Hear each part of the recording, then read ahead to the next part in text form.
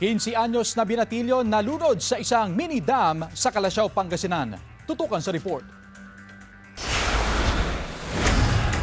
Nalunod ang 15 anyos na binatilyo habang naliligo sa mini dam sa barangay Songkoy, Calasiao, Pangasinan. Kwento ng ina ng biktima, nagpunta ang grade 8 student niyang anak sa mini dam sa ilalim ng tulay upang maligo bandang alas 3 ng hapon kahapon.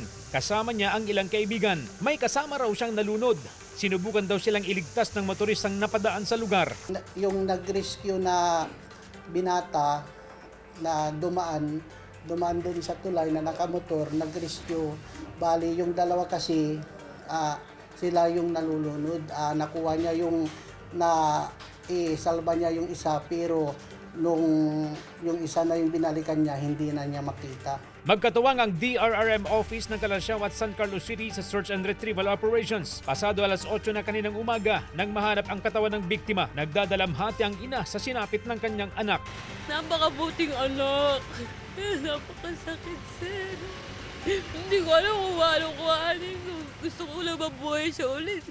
Kung may babalik ko lang yung oras, yung araw, yung panahon, yung minuto, yung segundo, lahat po gagawin. May balik lang yung anak ko. Patuloy ang paalala ng mga otoridad sa publiko na mag-ingat sa pagligo sa ilog, sapa, dam o irigasyon o anumang anyo ng tubig upang makaiwas sa kahalintulad na insidente. Kasama si Daryl Peralta, CJ Torida, One North, Central Luzon.